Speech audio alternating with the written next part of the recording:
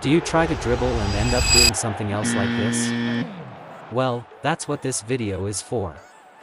I am going to be walking you through on how to improve your dribbling and do it successfully like the pros.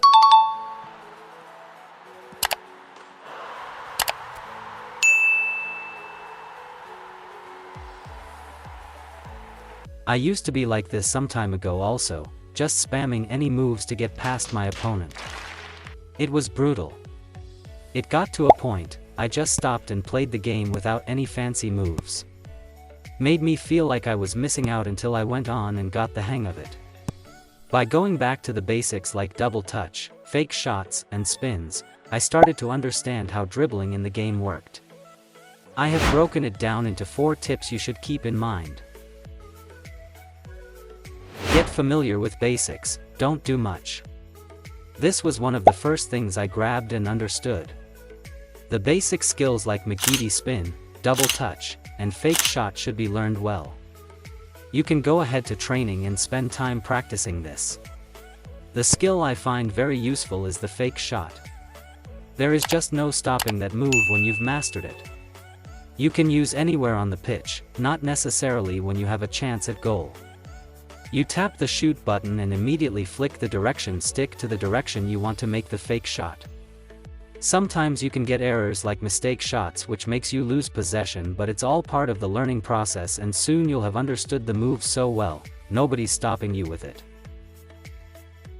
Anticipate opponent players' movement. Another thing you have to understand is to read how your opponent is playing. I have come across players who spam sliding tackles when playing events or leagues, and I already know that the solution to that is to not keep the ball with a player for too long. So, understanding how an opposition player is coming at you helps to decide what kind of skill move to use and how to maneuver the ball away from the player.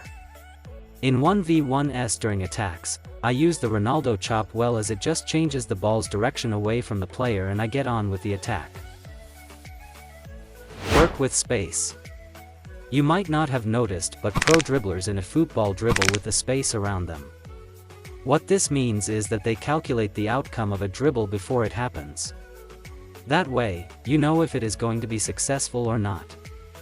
So, questions like are you going to dribble backwards or forward based on how many players you have to take on comes up. Remember, a dribble is not a dribble if it is not successful. So, all of your flicks, spins, and fake shots, you have to do it to the part of the pitch where there are the fewest players. Not doing this would look like you are moving from the frying pan to fire, because as soon as you are done dribbling a player, you would have to dribble more.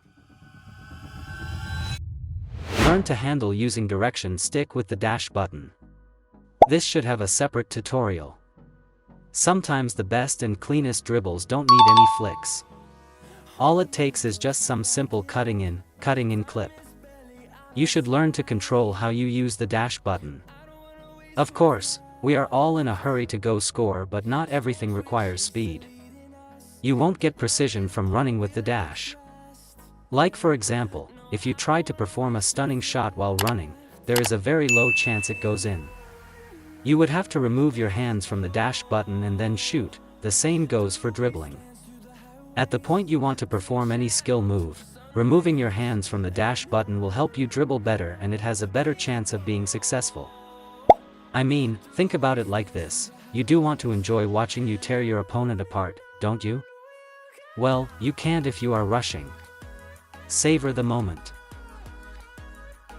Use all of these tips I used when I started my own eFootball journey and you'll see that your dribbling improves significantly.